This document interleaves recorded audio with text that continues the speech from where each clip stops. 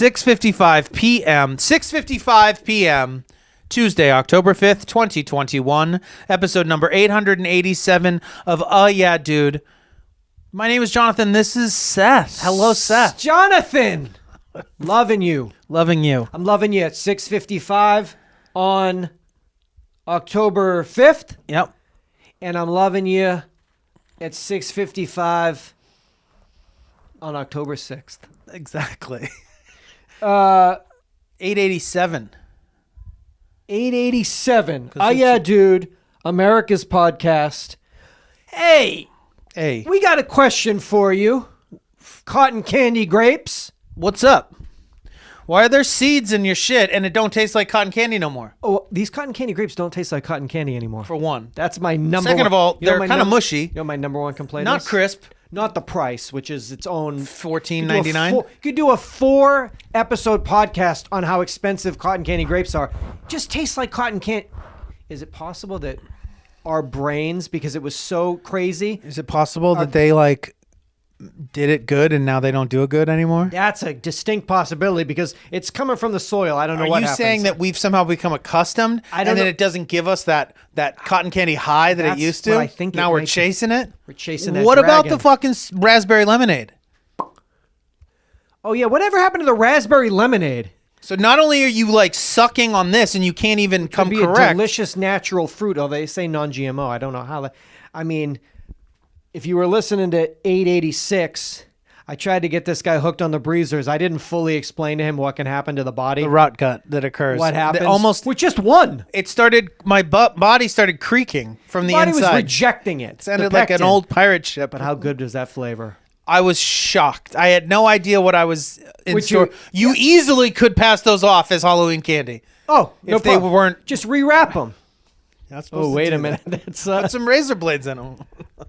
that's like. Put some strychnine on them. Let me just make sure I get the name right. Pectin. Icebreakers gum, which come in those cubed ice cubes. Icebreakers, refreshing icebreakers, ice cubes, sugar-free gum. They sell them when you're at the supermarket. They always put them right. I could eat an entire, and I have. They have a pina colada that just came out that I haven't tried yet. But you have 4 or 5 of those. You have to spit out. You get cramps. You will die. You will be Is literally it pectin? It's pectin. No, that's maybe xylitol. or whatever Xylitol I makes used to- my stomach hurt, for sure. The first time I did that, because I can't, I'm shaking them in. Hands and knees oh! That might be xylitol that gives you that pain. Wow, this is an intense fucking, the pina colada. But aren't those ones kind of like candy? They're not almost gum? The consistency, isn't it a little bit like... No, it's gum. It's gum. It's like you bite into it. It's got that frosting on it. It's just, Xylitol. So whatever the fuck that is, deadly. Deadly. Update, oldest living American is Omaha, Nebraska's very own 115-year-old Thelma Sutcliffe. She's born in 1906. She's battled 2 pandemics. The 1918 Spanish flu and COVID-19. She had both of them. Had them both. And beat them both. Beat them both back. She said, let's run it again. She heard about COVID-19. Run it back. Run it back. Rewind them, sound boy. Because, my 1918 Spanish flu antibodies will kick its ass. Really quick. Yes. The sugar alcohols from xylitol pull water into your intestine or they get fermented by gut bacteria. And this can lead to gas, bloating, and diarrhea. I mean, on your hands and knees screaming for a trip to the ER. Oh, excuse me. Xylitol is also banned from soft drinks in the European Union due to the adverse laxative effect that all polyols, which I guess is a polyalcohol, whatever, have on the digestive system in high doses. Oh, I'm looking at all the flavors. And it's like... And it can lead to acute liver failure. Xylitol. Of course it can. Oh, man. They got a tropical freeze. Haven't had that one yet. Oh, my God. Oh, my God. Thelma Sutcliffe, her advice... Run it back. Run it back. Bitch. What, talking about, she said, quote, what? Like, drink milk. Drink milk. Chug milk. Does a body good. What good does it do to worry? I mean. Wish I could fucking adopt that. All I do. But Thelma, all she don't do. And look at her. Look at her. Thriving. 150 years Running old. it back. Oh, there's a new one? Bring it. Bring it. Bring it, ho. Put it in me, ho. These grapes don't work. This supposed to taste like cotton candy. Could you return them? I can't. How many could you eat and still get a full refund? I thought it was me. I thought it was me, but then I actually made my friends taste it, No, and they you also try don't one. sell. Yeah, please, taste you this. It try doesn't one. taste like cotton candy, does it? Try one. It may be like you were saying. It used to be like I'm eating cotton motherfucking candy. No. Now it's like you get maybe like a brief. It's almost like you get maybe like a whiff of cotton candy as you eat the first one, and then the rest of them just taste like grapes. Faintest whiff. But also, I'm telling you, what's up with the little seeds? They didn't used to have those little bitch seeds in them. They used to be seed free. Now they got bitch seeds in them. What I got these seeds in them.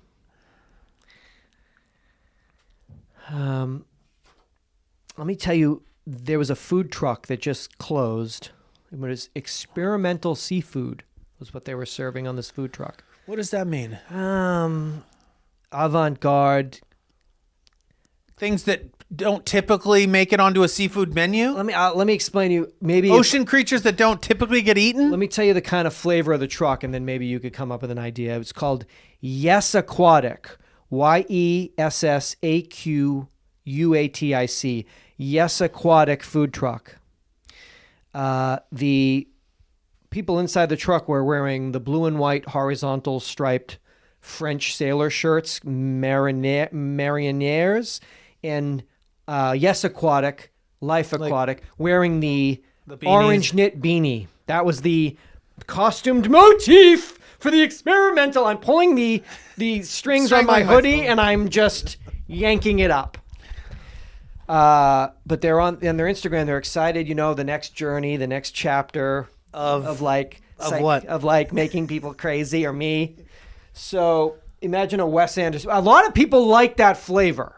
So what flavor is that? Experimental seafood and Wes Anderson type of flavor. Oh, they love it. The people that like it and they love it. The people that can do without it can really do without it. Yeah.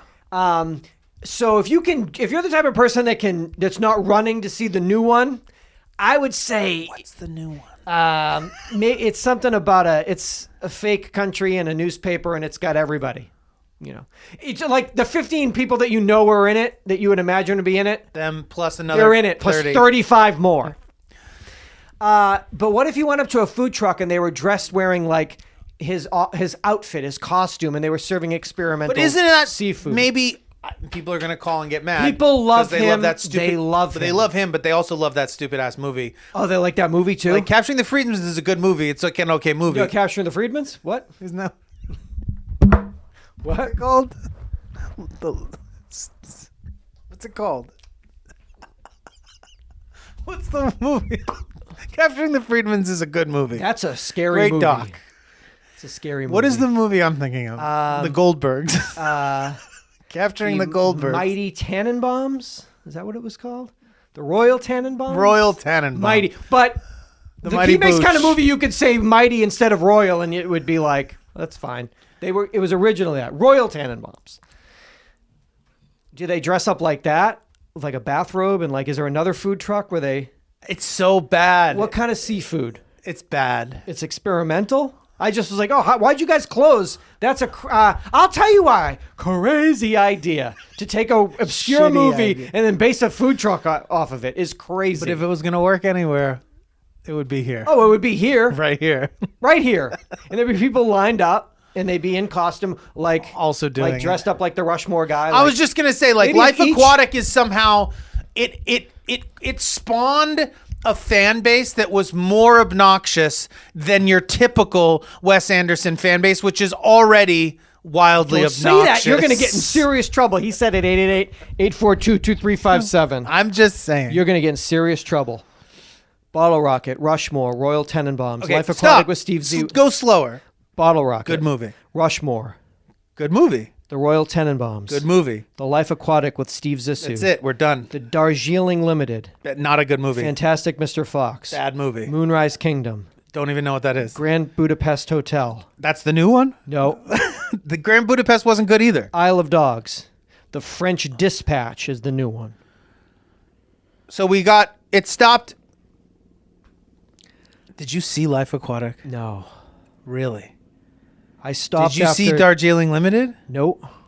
You stopped after the Tenenbaums? I saw Bottle Rocket, Rushmore, and Tenenbaums. And did you like any of those films? I don't remember. I think you did. I don't remember. I mean, I'm not, if I did, I'm not saying I don't remember because I'm trying to say I didn't like them. I honestly don't remember. Is that something you'd rewatch? Would you sit and watch Bottle Rocket again? No. Would you sit and watch the Tannenbaums again? I would probably watch Rushmore because everyone loves Rushmore, right? You hate. Sorry, you hate him. Can't say that. He's like royalty. Is Tenenbaums good? I think it was good. Life Aquatic, Darjeeling Limited, Fantastic Mr. Fox. I couldn't get through Life Aquatic. Okay. And like people are gonna go nuts because it's like it's like kill you. dog. It's gonna kill you. Wes Anderson. Then you put Bill Murray in the mix, and you've got another bunch of people that are ready to Owen like Wilson, sword Kate Blanchett, fight you. Angelica Houston, Willem Dafoe, Jeff Goldblum, Bud Cort. You're going to get murdered out in Hollywood. Next time you and I at the New Beverly, you're dead. Stand up at the New Beverly and say you don't like that and see how that works. Zissou sucks. Zissou sucks. Zissou can suck my Hey, dick. yes, hey, I'll tell you a food truck that closed because it sucked. Am I going to go see that movie at the New Beverly, or am I too scared? You're not too scared, but you might be like, I really don't. This isn't for me. Or is it wildly for me? It's not. I can guarantee What's you it that. called again? When was the last time you saw the Rocky Horror Picture Show? I've never seen the Rocky Horror Picture Show. You know why? Why? Because it's not for you. Fuck. And this movie Phantom is of the Paradise also not for me? Not for you. It's not your type of flick. Wow. Wow. You won't make it through. Wow. It's like only 90 minutes or something. won't Big make- screen. They got 3 nights sold out and people dying to get in. How many movies have you not made it through there? Oh, I don't think I've ever Left? No, definitely not. You might leave. That would be awesome. You don't think I'll get through it? It's not your type of film. Listen, I got through a net by the literally the skin of my teeth. What's that? I sat through that. The What's Adam that? Driver, Sparks, fucking movie. That was an awful experience. But I Why? did it in my own home. And you could barely, almost but didn't finish. barely would imply that there was that at the very end, the equivalent of that movie would be like if I gave you a pina colada and a spearmint icebreakers, ice cubes, handed you both and say, chew every piece and swallow every juice. You have 3 minutes. Swing the juice. That's the equivalent of a net in a real life applicable gum situation. I like to compare all films back to gum intake. What compelled you to stay? Why did you make it all the way through? Because I knew that people would say it's good and talk about You it. knew you didn't like it and that it wasn't good well before the end. Jonathan, I was making that conscious decision probably 4 minutes into it. Yeah. This is going to be I mean, I saw the trailer and was This like, is gonna be- I don't need to subject myself this is to going to be a rough one. What is Can we he, a do it at net- puppeteer? He's a stand-up comedian. But Is someone a puppeteer? Is there puppets in it? there might be. At one point, I was just covered in like icebreaker juice. And he's like an Andy Kaufman, like he's on some like next level like There's art shit. It's too even hard. Someone call and explain to me how I would explain to him when I say stand-up comedian. It's not really. You don't watch him do like stand-up. It's more abstract. Yeah. Yeah. You know what I'm saying. But then with song. A lot of song. But not... I don't want to talk about it. It's making me uncomfortable. It was a really rough, it was a bad experience. Am I going to like that movie? No. No. You definitely won't like it. It's going to be crazy, though, visually and fun. Why? I don't know. The first movie I saw there was about the shittiest copy of a film I've ever seen in my life. Yeah. It was like a 27-inch screen. It was cropped to square. It wasn't even... Yeah. I mean, I was like, this is... I mean, when our boy got up and was like, that sucked, I was like, I mean, he's right. This is a terrible copy of this film. So you don't know. I don't how know. good. But 3 nights sold out, you'd think they got a good copy of it. Good print. I mean, people are excited. You've seen the trailer. I know. I it's like one of those like... So you don't understand what you're getting into. It's a kind of movie I call like a VHS on top of a 13-inch TV movie. It's a movie you've seen the cover of, and I've seen physical cassette copies of this movie my entire adult life in various places. We gotta stop. What does that mean? We're gonna hit pause, and we're gonna pick right back up. We're back.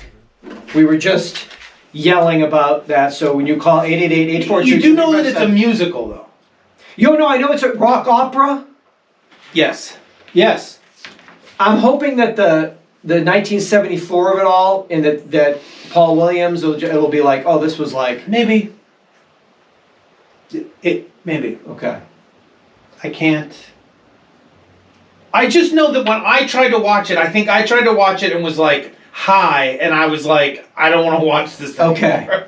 And so, like, totally, you know what I mean? Yeah, no, 100%. But maybe there's other qualities that I was like, maybe I was hoping it was gonna like take me into outer space, and it didn't. But maybe for you, from like a cinema standpoint or something, take me outer space. You'd be like, I'm in outer space. Man. I better go there. I'm gonna ask before the movie starts. Is this film taking me to outer space? Yes or no? I do not mean that in the traditional sense of By the way, Star Wars. Zizu sucks. Yeah, 888-842-2357. All of your love for Mr. Anderson, direct the ire at him. No, that's not fair. Well, I just don't want to get yelled at. I haven't seen them, so I can't say that I didn't like them. But you knew you weren't going to like them, that's why you didn't see them. Ooh, is that worse? I saw the Darjeeling Limited. Okay. It was like, whatever.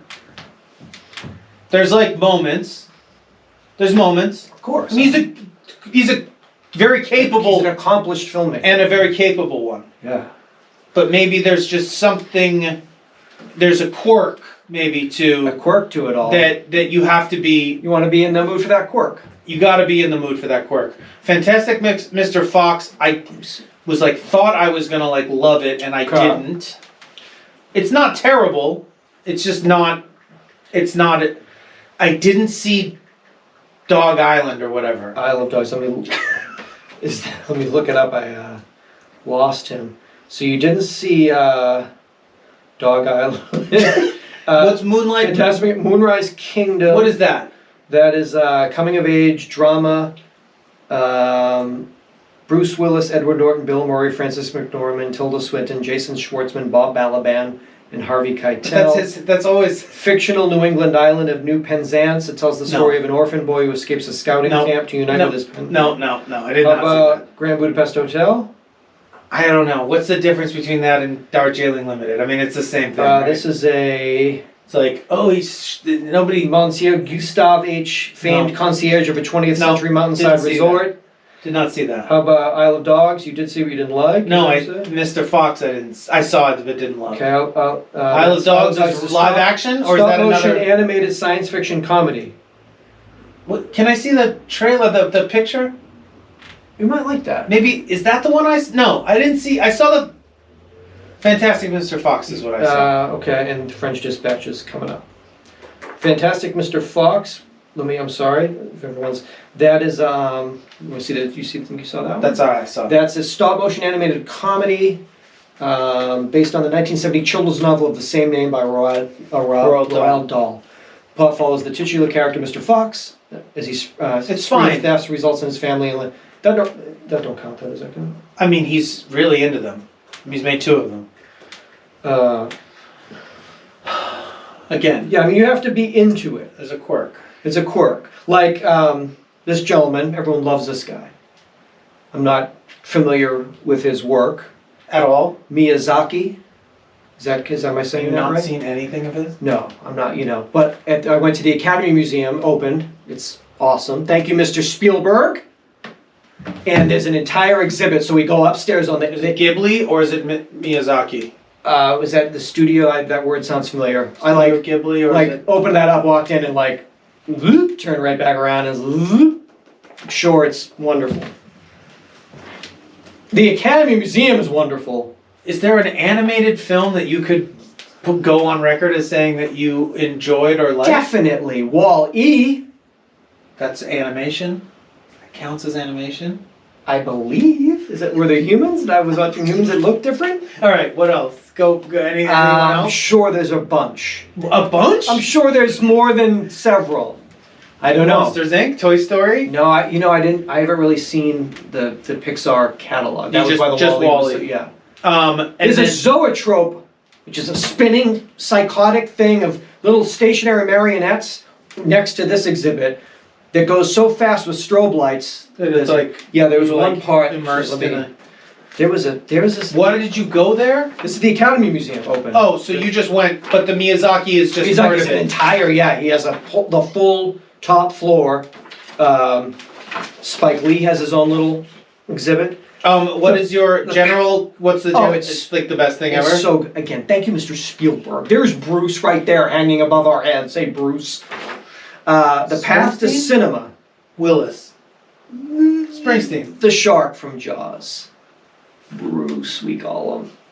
The Path to Cinema explores how the cinematic experience we know today evolved from a long tradition of optical amusements and devices of wonder, from shadow play, peep shows, magic lanterns, zoetropes, and praxinoscopes, to the Cinématographie Lumière, the world's first successful film projector. This guy has all of them, everything, every stage. Every fucking trick of the book.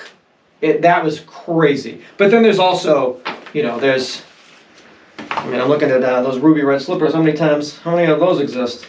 Seen a few of those. Are these the real ones? Everywhere I go, I see these slippers. Go to Ruby's Diner. They got them right there. How many? Must have put 70 pairs on. But no, they got good shit. There was It's just I think they were giving you the kind of the overview of, hey, these are movies, and it's like they had costumes and But then obviously it's going to be able to host installations that are going to be like these retrospectives that are going to probably be it was really life changers as well. They did a good job. I say again, thank you, Mr. Spielberg. Thank you, Mr. Spielberg. Harper's Index. The population, the portion of Americans who would agree to live in a colony on Mars for the rest of their lives. No for you. That's a hard pass. You can put me on it right now, or even give me time to square up my affairs. No. What if it was an all? Do I have access all to expenses paid? You never have to work or worry about that's great. anything. Do I get my streamers? I can still watch everything. Because Cowboys going to win the Super Bowl this year. I don't want to miss that. Still earthbound, as far as all your. So media. I get my amenities. I've got all my. And not 6 months later kind of shit either. Yeah, You're not it happened what? I get my newspapers up there? You get your feeds and you get your papers digitally. Your papers are digital. I want a machine that takes them into paper. But they can't, just because of the amount of time it takes, I'm saying, the physical paper will not get to you on time, but you will have access to digital. No, I want the technology there to digitally get it that morning, but then turn it into a newspaper that is a machine that I can hold it, clip it. Well, now I'm getting more interested. And all your streamers and all your NFL Sunday ticket.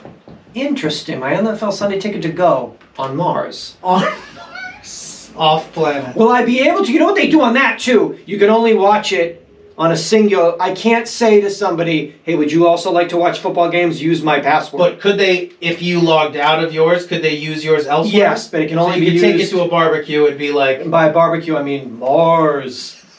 But yes, I could take it I could take it to a barbecue elsewhere. Yeah, I could put my password But in. it's only good for one person. No, one I guess. television. One television. outlet. Yes, I guess at you a time. could watch a game with more than just yourself tossing yourself around your office, screaming. Yeah. Okay, so this Mars thing.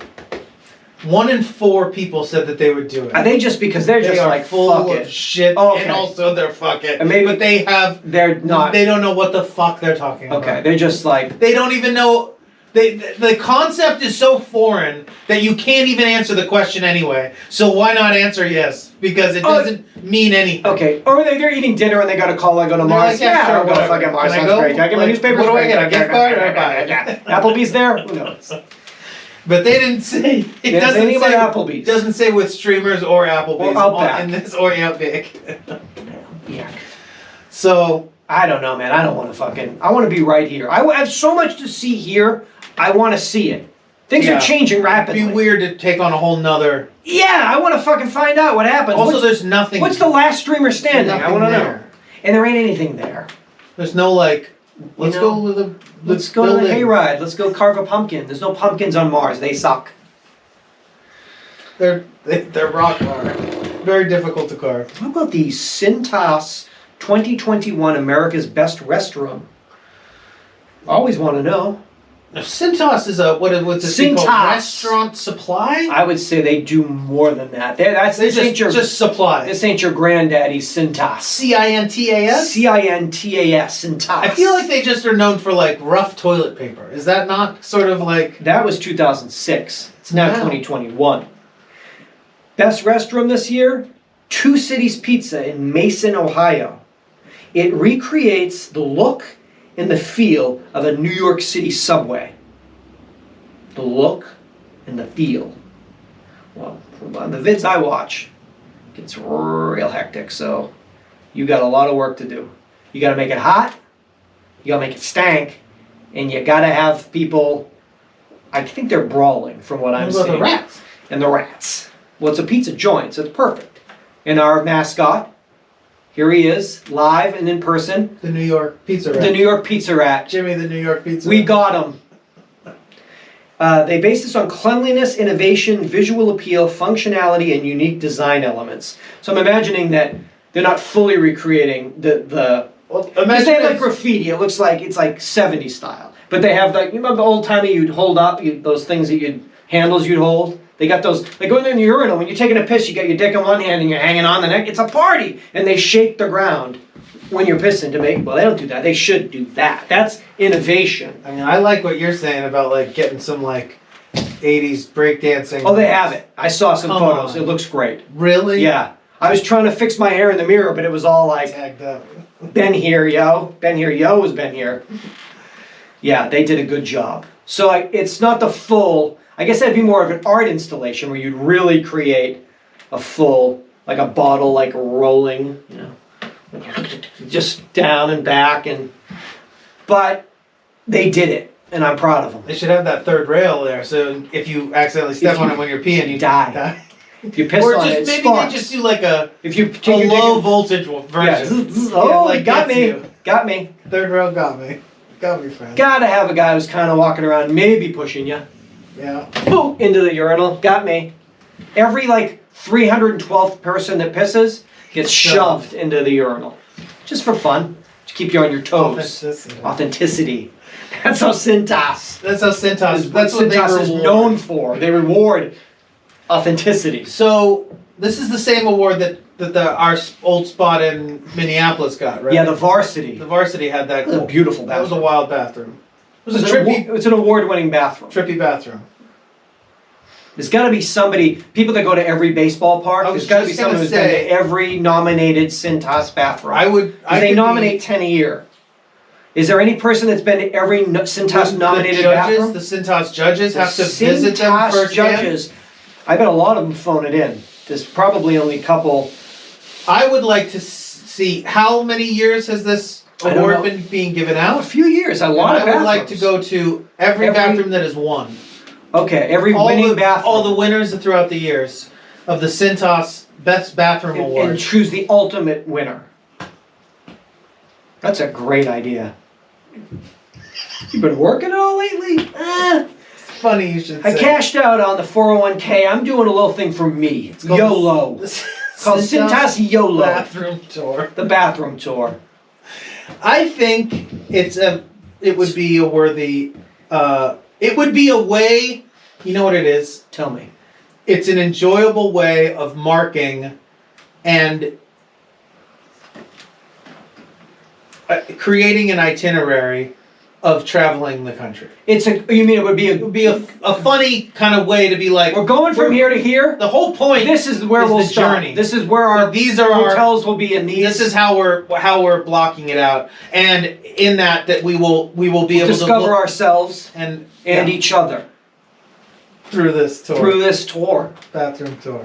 Wow. Toilet tour. On our honeymoon. On our honeymoon toilet tour. Honeymoon toilet tour. Every nominated, top-rated loo in the land. I love you, honey. I love you, English wife. You're my British wife. We're going on the Loo We're going to the Loo tour. Man, it's tough. It seems like as good of an idea as any. It seems like probably a better idea than most. The Centos tour. Yeah. Centos should put it up as like a sweepstakes. As a sweepstakes, exactly. You can win an all expenses paid trip from coast to coast of every winning bathroom. Are you listening, Centos? USA Today snapshots. Man. What have I done here? Oh no. What? This never went back into the record. Okay. The cameras did and we didn't. Okay. Which means that those have picked up. Okay. And we're just going to have to... So we'll have... Bad audio for a little bit. All right. Should we mention that? Man. Little doozy here. I apologize. Well, first, thank you for listening. Thank you for listening and not unsubscribing due to our... No, but camera fucked up, so we stopped. Started the cameras again. And in that time, the audio stopped recording. We're now recording the audio, so we have both picture and sound. Okay, so for that last spell, we thank you for joining. Hopefully the audio you could hear us. Dropped out a little bit. Hopefully you could hear us fine through the camera, and I'll do what I can to beef that up as best as possible. You know what? I'm glad you noticed that. Better now than if we had gone through the rest of the episode. I mean, I still got some good stuff to get to here. And we're gonna hear it. I mean, let's go. That's the other idea. Let's go. That's the best part about it. Let's go. You'll actually hear it. USA Today snapshots: hospital executives not inspiring trust. Americans feel that they can trust these medical professionals all or most of the time. Medical executives. I don't know what a medical executive is. Maybe is that somebody that runs a hospital or runs a medical company? Those are the shadiest fucking people in the world. Execs, right? They feel as though they can trust about 22% of the time, because I guess they're all about that almighty dollar. They don't care about the patient or the person. It's not they see a name and they see a claim, and it ain't real to them. It's a ledger, is all it is. Numbers. They believe that they can trust all or most of the time. Doctors, 70%. That has to be solely based on your own relationship. That's very hard to find a doctor that you trust. It must be based on I trust my primary care physician. I would say it would have to be about a primary, not just like you're going to wheel me into a hospital and whoever gets assigned to me, I inherently... No. I take a bullet for my doctor. 75% trust pharmacists all or most of the time. 100% would never trust a pharmacist. I don't trust necessarily people that work at the pharmacy, but a true actual pharmacist at said thing, I would say I trust. But also I wouldn't trust, I'm not asking them to diagnose me. I'm just asking them... Like, what aisle is the Sudafed? Well, no. That's just tell me that's what just aisle. the person that works at CVS. That's no, just that's the cashier. the pharmacist down at the Rite Aid Larchmont. He's always hobnobbing. He's on the bar. I actually like that guy. So maybe I should see what I mean. A true pharmacist knows an awful lot about medicine and medicinals and Sudafed and Sudis. That's really what I'm about. And with that good tussin, ephedrine. Where's that good tussin? Where's the tussin? The ephedrine? And the Pepsi Zero Sugar. That's over in the Oh, thank you. fridge. Look at that crazy. They got a crazy fucking fridge on the right at the Walgreens on Santa Monica and Highland that you don't have to open up the door. It tells you, there's pictures. It's a digital. You stand in front of the fridge, and instead of opening it to see what all the drinks are, there's a computer visual digital image of every drink. And you just touch it? No, you open it and just know, like, instead, so you don't have to keep the door open and look. You can just look outside and see all the drinks that are in the corresponding row. Does that make sense? But that's what a glass door does anyway. No, you open up the door and you stand there. You know, whenever you don't look for your drinks. You always open up the door and stand there. Stand with the there. door. Otherwise, all the cold escapes for one, but two, also it frosts it up. The door's up. You stand at the fucking door until you see what you want, and then you open the door and you grab it and let it close. I've never done that. I got to see it right there. I got to know. I can't see through that. I got the handle. It's frosting at the top. I got the steel on the side. You're cutting my field of vision. So weird. So what you do now is you look at a screen. It's doing you look at a screen. But does it only open like the section that you want so you can just get the drink that you want, or it still opens the whole door? That is so stupid. And what sits in front of this, like an LCD screen? Yeah, some sort of beautiful futuristic LCD screen. So they made this for people like you that can't see through glass. That have to open up and lean it open with the shoulder. There's a refrigerator that I've been looking at. I'm sure people have seen it. You've probably seen it, but it's got a. I'm listening. There's a door for the refrigerator, but in front of that door, there's a beverage door it's like a mini fridge that sits in front of your fridge that just holds like snacks and beverages. Like extra thickness, or no, just not really. It utilizes the 12 inches. What are we looking at? Not even like less than that. 6. So what you do is you just tap on the front of it, and a light goes on, and so you can see everything that's in your like snack thing, and then you just pop that bad boy open. That's to conserve energy. I think it's to conserve energy. Look cool. No, it's like those go-tos that you always are going to grab. That way you don't have to open the fridge. And yeah, I guess energy-wise, you put all your like LaCroix and your snack bars in this thing that you're like always going in and out of. Get a look. Oh, we're down on snack bars. Honey, is that like I have here a smart home. Yeah. And it says, talking about refrigerators. Yeah. Well, the new smart ones actually film work with Wi-Fi. Not only that, they have a camera on the inside. Camera technology. It can scan everything that you have and don't have. That's stupid. And if you like organize, there's ones that you can organize your shit, and it'll be like you only have like 3 Pamplemousse LaCroix left. It's like you need to go. Yeah, because this whole thing was like with the smart refrigerator, you can earn back time with your family. They're selling it as if like. I mean, that's the concept. Well, that's concept is. Could I be like, I'm a terrible dad, but you have to see my fridge. I have an old. Yes, I'm a terrible father. However, I am constantly dealing with this. My refrigerator's from 2016. I've got a dumb fridge. I have a dumb fridge. Yes, honey, I would be a better father if I could earn back some of this time. If it wasn't for this stupid fridge. If I knew fridge. I needed, they only had 3 Pamplemousse when I thought we had 4. I think the idea with that stuff is that they're selling a concept that isn't fully. Oh, it's definitely not there yet. Even though it should and could be, it's not. But does it need to be? It doesn't need to be. Okay. But I guess it's. I remember like you go into those houses sometimes that are like, like they were like state of the art in the 70s. Yeah. And it was like, it must have felt so futuristic because there was like a digital intercom system that like, it wasn't like a weird crank radio that like called upstairs anymore. So it must have felt completely state of the art.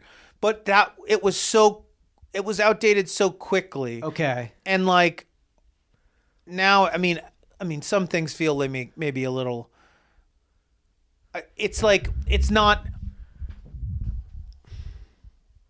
I think the issue with that stuff is like there's a period of time with that shit, especially in homes, that it's like is a version of it that you could still technically like use today. And you'd be like, oh my God, I can't believe it. Like this house got built with like a weird intercom system and it like still works. This is funny. But then there's like another period of time where that stuff moved into equipment that needed. I don't even know which one that was. All right, we're gonna continue talking here. We got to pause one more time. We've got the best listeners in the biz. Oh yeah, dude. Yeah, just a little bit of stuff here. So fridges got crazy. Oh, so what I was saying was that technology, when it was like built into the walls and shit, Yeah. like you still run into houses from like the 50s or whatever, where like that stuff is like, you're like, would you believe it? It still works. But then the technology starts moving into a realm of stuff that essentially, in order to keep that stuff, you would still have to be using, weird electric can openers and, like it's like answering machines and Built stuff like in, that. yeah. There's things that are built in that just couldn't have survived. And I feel like we're in a stage of a lot of that at the moment. That But it's all fine and good that you move that tech into that refrigerator. Yes, you have It to. does not extend the lifespan of that refrigerator anymore, because if anything, it may be shortening it, because it's going to be the thing that's going to be antiquated on it quicker than anything else is the technology, not the cooling, not the, you know what I mean? Like we're still pushing Freon through everything 100 years later. But that fucking shitty screen that's in the front that tells you that you're out of LaCroix is like, well, you don't even need that anymore. And that was only 20 months ago or whatever the fuck. Yeah. And so that's the thing that I feel like that just, it constantly shortens the lifespan of these things. It doesn't elongate them. And you would think that technology, the idea would be to extend the upgradability of these units and stuff like that. And that's just simply not the case. Need to know when I'm getting an appliance, is it going to give me more time with my family? My kids. My kids. I don't care about my I'm sick of being this I don't kind care of about my wife. I mean, shitty dad. I've been a shitty dad for too long now. Too long with these old stoves. I don't know. I want my air. It's a crazy place to try to cut time. It's got to be faster. It's a crazy place to try to be. I need 2 more minutes at the kids' soccer game. So is this deep air fryer? Is that a thing, or a dehydrator? Didn't do it faster? Air fryer, How about dehydrator, a toaster oven? deep fryer. What if it can make my toast a minute faster? A minute every day, 7 minutes a week, 28 minutes a year? 7 minutes 1 minute a day. A week is 7. 365 minutes. Every month I get an extra half hour. So every month I can watch homework. one more episode. Oh, homework. Do homework with my kid. No, put the homework One down. more Let's watch episode one more of the episode Simpsons. of this sitcom. Simpsons. Sitcoms of the Goldbergs. Fucking. Is the Goldbergs still on? Goldbergs is still on. Isn't that wild? How is that possible? I saw a trailer Never for a new watched that. episode, and I was like, that's still on. That's insane to me that show's still on. Is it as insane as like Seinfeld being on and people screaming about the aspect ratios not right on Netflix and how everyone's so excited and like what's the aspect- what's wrong with the aspect I should stop ratio? now. You want to talk shit about Wes Anderson? Talk a little shit about the show Seinfeld. See how happens. long before you get like a pencil in the fucking back of your neck. People take that shit dead seriously. You know what I'm saying? Oh yeah. I know you don't give a fuck. I don't really care. Thank you. That's why I love you. Noetic. You mean you don't see it come on and then sit down and just watch an episode? You know what I will attest to? You have not done that in your life. You know what I will I could attest to? catch you dead doing that. My friend Frosty from Iceland Great man. uses Seinfeld was so much a part of his life and his childhood that it. And I later found out, because I thought it was so bizarre when he told me that he did this, and then I later found out that it's something that people do, and they do it with In other Iceland things or everywhere. Okay. Is that he travels with the entire Catalog catalog on DVD, his laptop. Blu-ray. Okay. Used to be DVD or whatever, but laptop. This is fascinating. And he why? puts them on to sleep. He sleeps to them. Holy shit. That's hardcore. And he actually will pick like seasons based on mood, city, and kind mood. of the way he's feeling. How I feel. Like this is kind of a season 4, This is a season 5 4. kind of I'm kinda night. down. This is a season 4, episode 12. And I spent some nights in the same room as him. Headspace. Bed. Headspace. Anyway, the volume that he had it at, and there's no visual. I mean, there is visual, but that's not. I mean, he turns down the screen. He's not sitting there watching it. It's Kramer busting in a room. But at a volume that was like it was Does this have anything oddly to do with soothing. like English as a second language type of thing? And maybe other countries, maybe people like love Seinfeld or No. What's the age range for like a? It's so different to think of when like I watched Seinfeld when Seinfeld was on TV. I don't know. I think and how people. I think that's now- what it was. He was watching it when it was on TV because his father was obsessed with it. he's But so he was a much kid. young, yeah. But he already spoke English. Yeah. So it was still But something it's that like, he. There was a New York Times article. Why is every kid fascinated with Sopranos? Like young people had never seen Sopranos and they're watching it now and they're like they were getting into like it's about the fall of America. They saw like the kids see whatever the But psychology they were not. of that. They It's didn't. just so were they different. not alive when it was on? They were children. They were not, too I just young to wonder. watch Sopranos. But too young to watch Sopranos, but not too young to be able to perceive the aesthetic that a show like that conveys. probably still too. See- You just knew it was for a show for adults. It had Right. nothing to do with them. I know, but I'm saying now. Yeah. Like you and I going to see a film or two films made in the summer of 1978. Yeah. Like, yeah, that was definitely before my time. Yeah. But it reeks of an aesthetic that I see Yeah. that is ingrained into me because it's my first Impressions of life. of the world. And Yeah. so it's like, are these people kids that grow up? So when they watch it, they're like, oh my God, I remember guys walking around in Goomba sweaters like that, you know? Yeah. Can I say that? Yeah. No. My father's going to flip. But why does remember everyone love Goomba Seinfeld sweaters. so much? Is it Seinfeld the best? Is that the funniest show? It must be. Everyone is obsessed with it. I don't know. I'm thinking, yeah, everyone loves it. It's the greatest show. Everyone talks about it all the time. They're certainly talking about it every second I'm on the computer for the last 2 weeks about it being on Netflix. It must be the funniest show. It's the worst. I mean, He's going for broke in this episode. it is so bad. You have the most ardent. You're picking things that people is are like- so in Who was love that? Jason Alexander? with. That's his name. Unbearable. You're saying George Costanza is unbearable? Un- I thought you'd think that Kramer was almost as unbearable. Kramer, I know you love Elaine. because Kramer was a. I mean, This is he is so the funny. last of like a true. I mean, you want to talk about slapstick physical You love comedy, that, and that's your- which is my, your as thing. my You father was. appreciate it. I appreciate it because my father, as well as being Yeah. a great comedy actor, take a tumble. character actor, can take a fucking tumble, and is a large, long man. Kramer, I mean, at the time, that's still impressive to do such physical stuff. It's George Jason- Costanza is my Jason problem. Alexander, you got a Jason problem Alexander with. is my biggest. He better not My see biggest you in problem Larchmont. You'll with come right to with him. the Seinfeld. Man, the people are excited about this Netflix.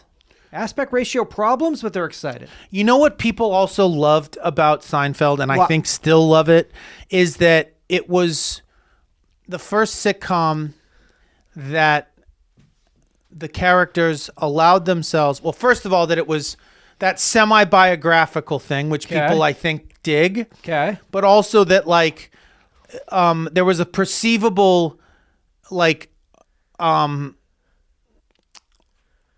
it was like that Seinfeld like in Elaine like that Elaine would almost crack Seinfeld up and that they wouldn't like that was the in like watching Night Court takes like if my dad made somebody like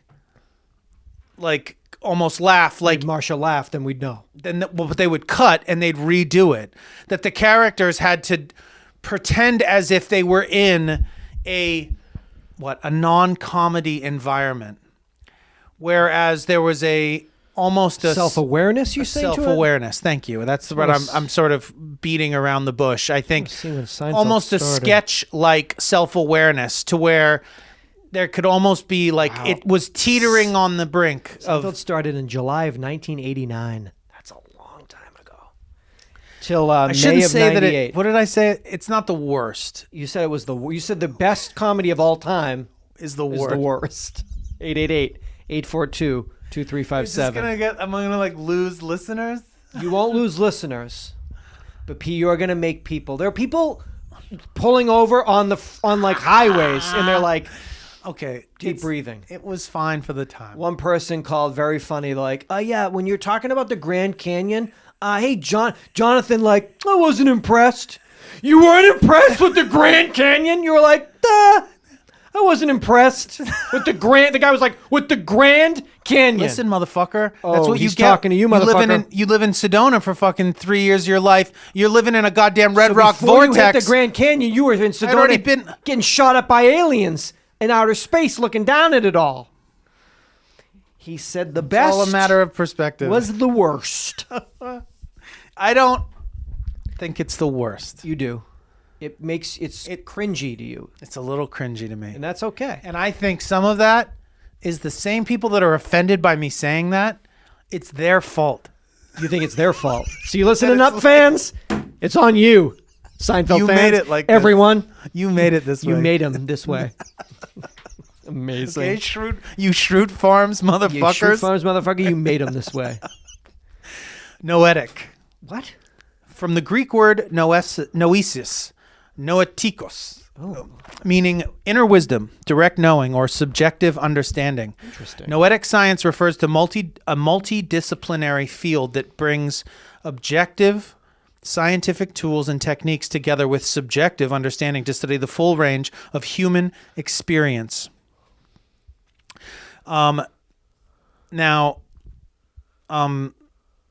Noetic is also the name of a company based in Toronto. Listening. It is a venture capital firm, and it is the world's largest psychedelic venture capital firm. They are investing in early stage psychedelic-based wellness, starting with MDMA, psilocybin mushrooms. Psychedelic-based wellness. That's a wellness you can get behind. Saeed Shah estimates that with one molecule, MDMA, in the final phase 3 of clinical trials and 18 to 20 others in phase 2, it would take 30 billion to 40 billion in funding for all of those to make it through to approval. I don't understand exactly what we're talking about here. Does that make sense? Yeah. It's in clinical trials.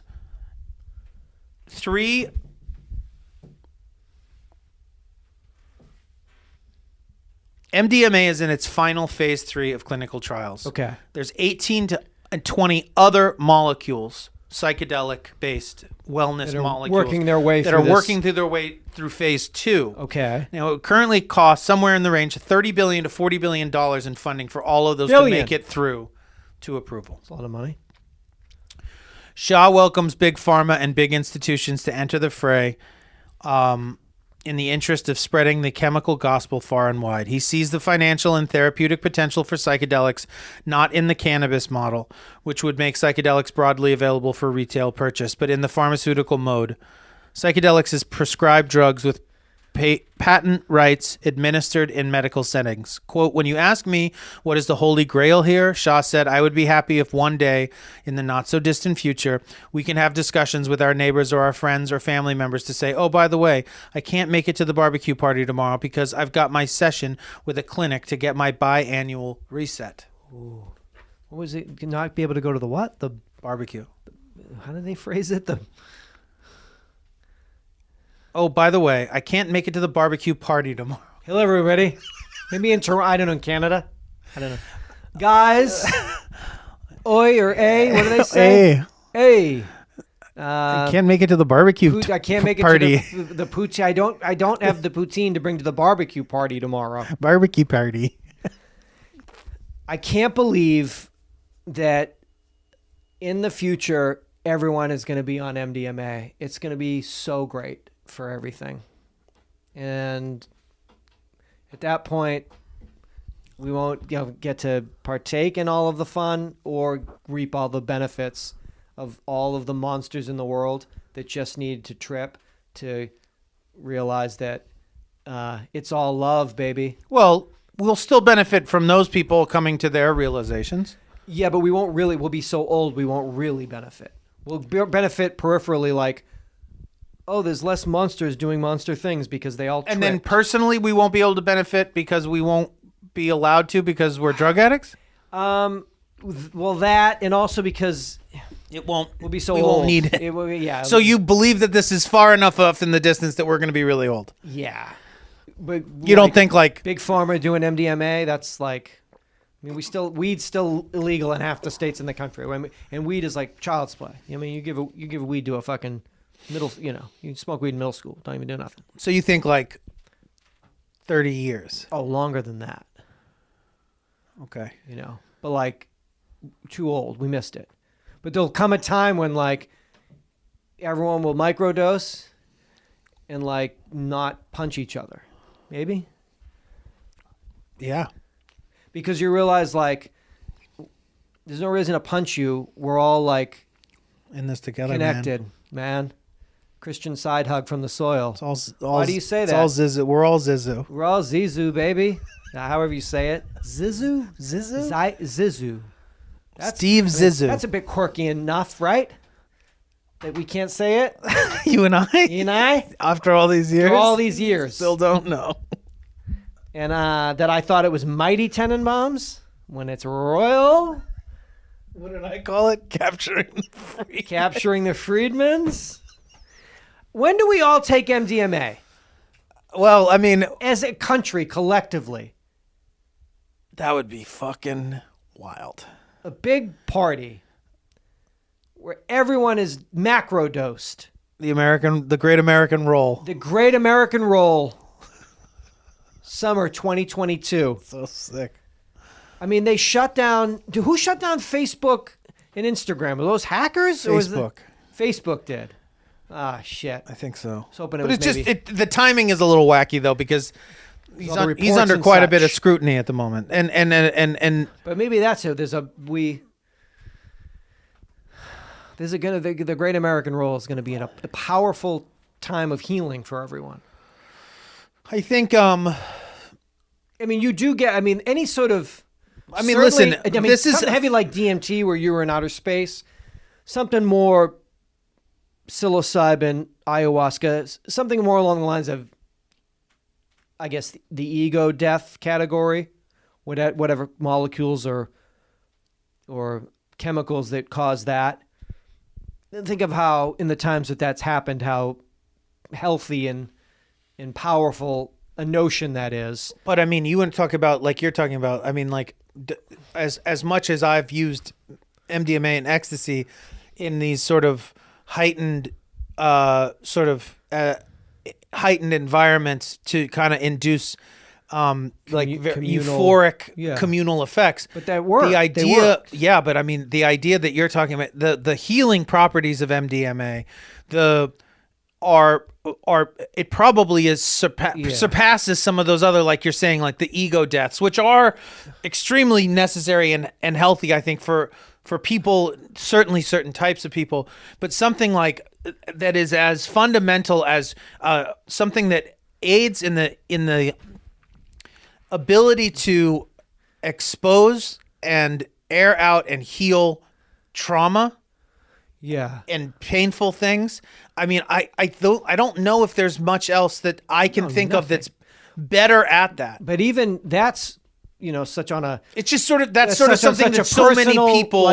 But that everybody has. Most of us don't necessarily have the urge to, like, have an ego death and, like, blast off and talk to, like, some, like... That's one thing. Machine elf, dealing with trauma that's happened in your life is one thing. Let's just talk about the straight up, like, you take MDMA... Like the kumbaya effect? The love effect of that. How, if you were to give it to people that, like... They're in their natural state. They're not like that. They suck. Well, I don't know. It work. There's no. It's one of those things that I don't think a monster could take a certain dose and fight that. Wouldn't the drug overpower the monster? Know. I think the drug overpowers the monster, and we need to find out in the summer of 22 with the Great American Roll. I think you take enough of that chemical, and it's you will succumb to its you will succumb to its powers. And that will inherently make things better because the monsters need to be dosed. Well, it's also very difficult to maintain being a monster when your eyes are like rattling in your fucking head. When the whole idea when the bass drops, when that bass drops. Come on, you're gonna hate me? Come on, man. Listen to that. The bass just dropped. Who cares, man? I don't know. It's tough. It could definitely solve some problems. It will at least get the ball rolling. Yeah, exactly. What else I got? I mean, I'm out in Hollywood. I'm back out. Are you? I'm out and around. All of these exciting things, like these movies and museums, they got me back out and about. I hit the Hotel Bel Air. For what? For the last sitting. 6 weeks before Marilyn Monroe died, she sat down at the Hotel Bel Air for 3 days of photographs by Bert Stern. They've taken some of his favorites. These two have both since passed. So I rolled up into the Bel Air. Tough to find parking.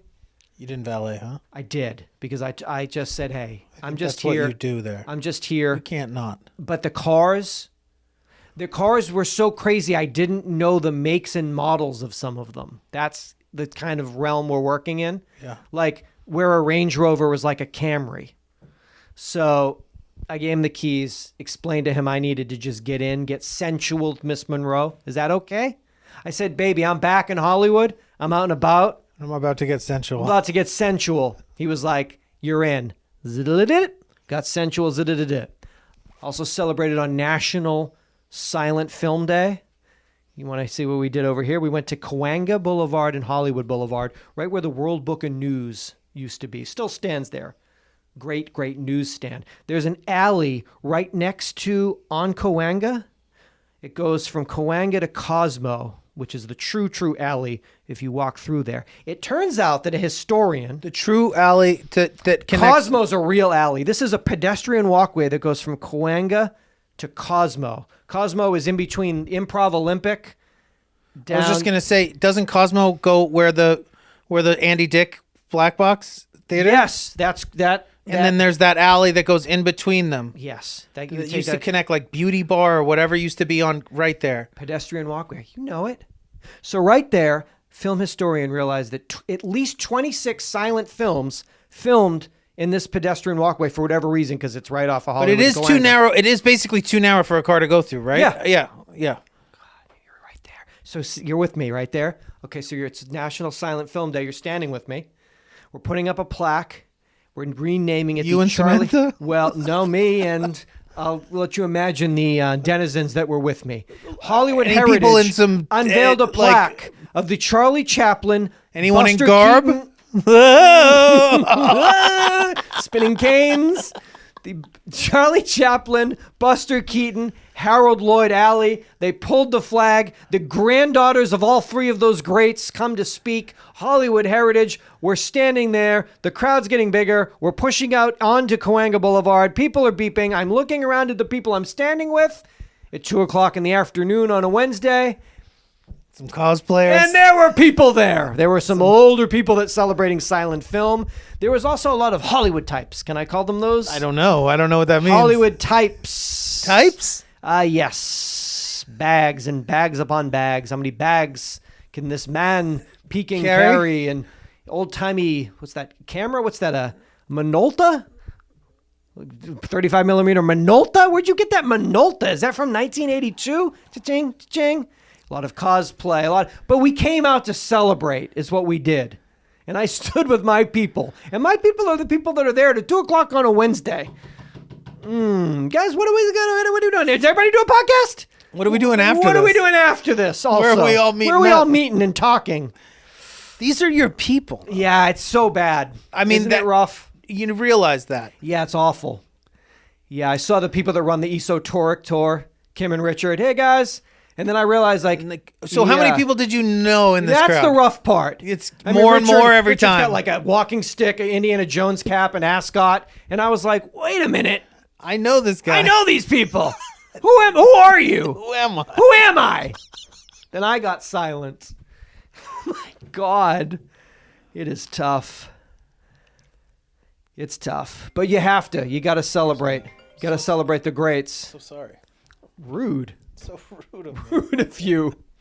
So, but my feeling is, got to get back. It's, I've been on. I shut it down. I got to get back. I got things to do. People to see. What is the process that happens that a silent film historian realizes this, and then he is so well versed in silent films. He's written a book about silent films. But then somebody has to take that information. He went to the Hollywood Heritage people, and then the Heritage people had to submit to the city council. Yes, Mitch O'Farrell, the city council member, was there. Were you at any of these meetings? Did you sign anything prior to this, making sure that trying to vote I'm just. Did you donate? Yays or nays? Yays have been on over Zoom. Let's just say yays over Zoom have occurred. And we were there. You know, my people. Just talking. Just seeing. Hollywood preservationists. Yes, enthusiasts. Historians. Historians, archivists. All of you. All of the above. All of the above. All of us. Guilty. Guilty as charged. Shoulder to shoulder. So tough. It's amazing. It's so tough. But we got to live every day, don't we? Yeah, until we don't. Until we don't. Speaking of, I was reading this about it was a cool gray September morning at the Hollywood Forever Cemetery, and people were gathering amid the tombs to do yoga. Kundalini yoga, to be precise, but with some hypnosis thrown in. Okay, I'm listening. The organizers call it hypno-yoga. Okay. As unusual as that may sound, they're not the only ones combining the millenniums-old Indian practice with the therapeutic technique Franz Mesmer pioneered in the 18th century. Hypno-yoga practitioners are scattered across the country and the internet. Let's say the internet. Quick on Franz Anton Mesmer, 1734 to 1815, a German physician with an interest in astronomy. He theorized the existence of a natural energy transference occurring between all animated and inanimate objects. This he called animal magnetism, sometimes later referred to as mesmerism. His theory attracted a wide following between 1780 and 1850, and I would say 2020 to 2021. When somebody discovered his website. The word mesmerism generally functions as a synonym for hypnosis. So this hypno-yoga going on right now, this is the reason that this woman blended Kundalini yoga with the hypnosis is that when you do this expanded breath work, you alter your brainwave patterns into an alpha state, which replicates a mild hypnotic state. And even in that mild state, you're more receptive to the feedback that the instructor is giving.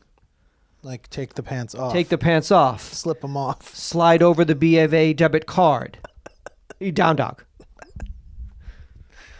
But why doing it in a cemetery? As I spent my birthday weekend there, there's a certain energy. Hypnotic. Mesmerizing. Mesmeranic, if you will. Mesmeratic. Mesmeratically, yes, if you will.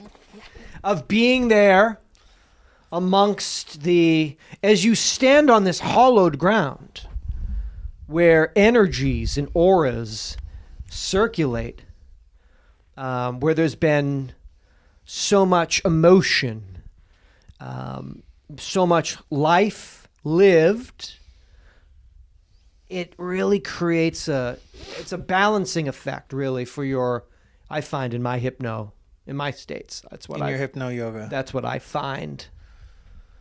It seems like an odd place to do it to me, maybe. It's a quiet place. It's almost a perfect place for yoga. Oh, maybe that's the reason also, is that there's a need for outdoor quiet places? There's a need for, I guess, libraries. I guess if you took over a library. But I'm saying it in this state, probably outdoor is still necessary? I would say anytime I'm hypnotized, I feel more comfortable outside. I mean, because of the COVID, that people don't want to do group exercises indoors still. They want to be... In yoga, it's more how we've done all our asanas from back in India. We prefer to have our feet on that earth. So you can feel that. Mother Earth, to feel that connection. And if you could get me in a mildly hypnotic state to bend me and mold me, both my mind and body. And debit card. And pants. I find that the poses are deepened and strengthened. Especially when you're doing it on top of dead people. Dead celebrities. My favorite kind of dead people. Dead celebrities. My number one favorite. My number one favorite kind of celebrity is dead people. My number one favorite type of dead person is a formerly famous dead person. Yes. Or actively famous. Burt Reynolds is still actively famous. Absolutely. Tyrone Power, No longer actively famous. Once famous. Now dead. Now deceased. But to be deceased, both currently deceased and still currently famous is something. It's something. But in the instance of Tyrone Power realizing that at one point was as famous as Burt Reynolds, it's even deeper to know that really in the grand scheme of things, it all goes. It's all relative. It all falls away. It all falls 6 feet under. Now, excuse me, I'm stretching my calves right now. Where'd my wallet Where go? is anyone seen my said wallet? Car keys, wallet, water bottle, all somehow gone. My name is Jonathan Larroquette. My name is Seth Romatelli. And I would like to wrap the show up before we offer our deepest apologies, but also just try to avert another technological snafu. We're going to get it all sourced. I don't know what the retrograde-esque phenomena that transpired during this second episode, but hopefully it's all... Have you been doing some of your forest work? You haven't been doing that lately. Could that be it? My what work? Your forest work. What does that mean? Weren't you working with some witches doing some forest work? I don't remember that. When was I doing this? I believe it's recently. It's in recent memory. That I was doing... You were working forest work with witches. What is forest work? Forest work is ritualistic ceremony in the forest. I wasn't doing anything in the forest. Are you doing anything by the moon? Certainly by the light of the moon. By the lunar cycles. Lunar cycles? Yes, but not... I wasn't meeting with women in the forest. I was under the impression that you were meeting with witches. I was meeting with women on Zoom. Okay. And meditating. Okay. And I've not been doing it lately. And could that have something to do with everything sort of being a little bit out of alignment? I didn't think about that, but maybe I should reach out. I'm still in touch with some of these witches. 888-842-2357. I'm sorry I made fun of your favorite movies and shows. Highest compliment. One Wiccans. Divine feminine pagans. You can honor, yes, a pagan witch woman in the forest. I mean, that is the ultimate exaltation of... but I have been doing a yoga class down in the desert that I'm very much attached to, which is not having anything no hypno yoga. I don't... Traditional... But this is definitely a yin... BKS Iyengar? What do we know?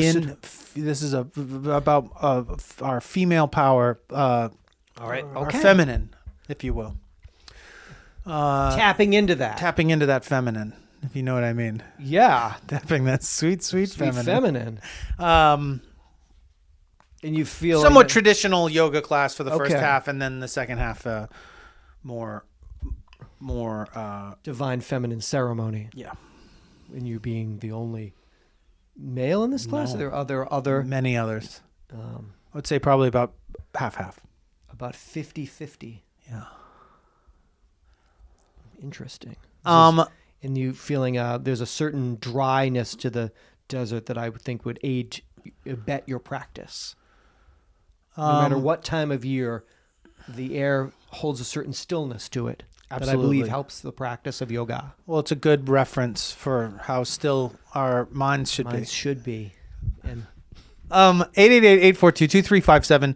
My name is Jonathan Larroquette. This is Seth Romatelli. This is our podcast. We've been doing it since February of 2006. One of the ways in which you could keep us doing that is to support the show and support the fact that the show is commercial and advertising free. And the only way, really, to do that is to go to our Patreon and pledge to us. $5 a month gets you access to the archived episodes of the show, dating all the way back to 2006. Also, all of the video versions of the episodes that we do here. Discounts on merch, heads up on merch, ticket sales, all that kind of stuff. But most importantly, it just allows us to keep going and for you to keep the show free and ad-free. Thank you to everybody who does that. Please continue doing that. Our website, UhhYeahDude.com, has links to ticket sales. We are playing a show at the end of October in Milwaukee, Wisconsin. That is at the Back Room at Collectivo, Saturday, October 30th. Very excited to go back there. Please go get tickets for that if you're going to be in that area or nearby and make the trek. And we have a toll-free voicemail. It's 888-842-2357. Please A lifeline more than tell anything. a friend Not and just come a back voicemail. and use that lifeline. That lifeline, if nothing else, to communicate, that collaborative effort, that back and forth, that yin and that yang. I hope I didn't hurt anyone's feelings with my opinions about. These are your and own. I'm most likely wrong. I certainly have been in the past. Is there right or is there wrong? This is all just. No, but I'm just fucking around. I mean, it's all fine. You do what you want. Just don't fuck with him. Just leave me out of it. Just don't involve him. Come back for 888. 888. 888. Wow, that's powerful. Is that true? It's the next episode. 888. Isn't that some like bad? No, Nazi shit would be 88. It's just 88. Yeah. Okay, good. What's that? That would be I don't know what HH. Oh, that's why. Yeah, but 888. That's some like That's mystic, above positive, heaven. above heaven shit. There's like hell, there's purgatory, there's heaven, and then there's there's 888. triple eights. Let me wanna look that Google up? just 888 and see if anything. Do it. if there's Oh, anything- speaking of which, 888-842-2357. Oh I my think I said that already. lord! Doesn't that mean something? 888. Oh, angel number. What? Thank you. Oh wow. What does that mean? I'm a little panicked about that phone call, so I'm just texting about it right now. little panic about the phone call. The one that I ignored. Angel number 888 is a reminder to thank the universe for blessings and miracles that enter your life, Jonathan, and trust that everything is always working out not only for your highest good, but for the highest good of all. How great is that? Wow. Wow. Wait, so what is 777 then? 777. Oh, that says angel number 2. How many fucking angel I numbers? think they're all angel Oh, numbers. Jesus, everything's an Except angel for- number. Except for 666. Ronald something Reagan. Ronald Richard 777. What the fuck? What was Ronald Reagan's middle name? Richard? Ronald Reagan's middle name? Fuck, I don't know that. That's funny. Tell me what that is. I do not know that. Wilson. Ronald Wilson. What? Oh, they're each has 666. Oh boy. 777. All these websites, soul, mindfulness, that's also an angel number. Is a sign for you to look to your spiritual mentor. Your mentor can be the form of a friend, acquaintance, family. Fuck that. We're past that. We're on to 888. And that's going to be, I mean, that's basically setting us up for now until that episode and moving forward, that's to trust, to love,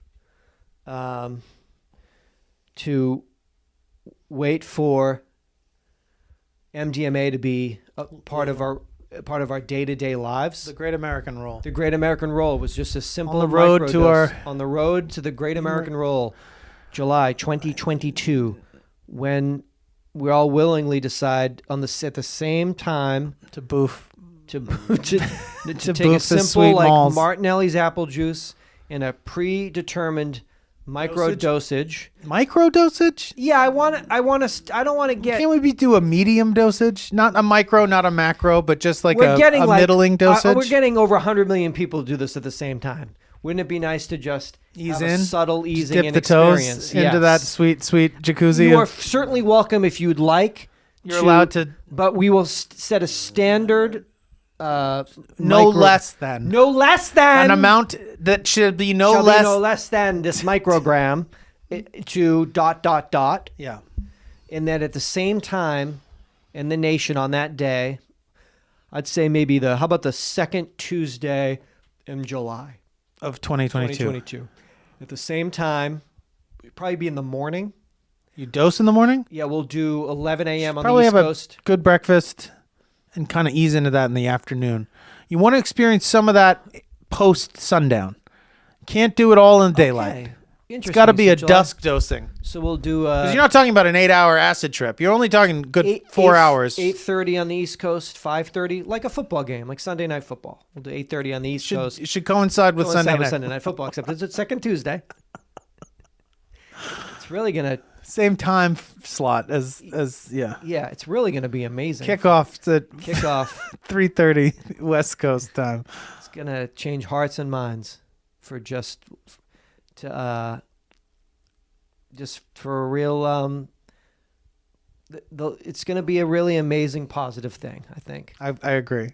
I think it's gonna be pretty important. It's gonna be a pretty important day in American history. I think every other country is gonna be like, hold on a second. Wait a minute. Maybe we need take their lead. Roll day. Maybe we should do that. Nobody's gonna do that besides us. I mean, Europe might do it, but we will never do anything good. We will never do anything good. Someday, we believe. 888-842-2357. Come back for 888. Your Angel episode. Angel Eps. Seatbelts. Seatbelts.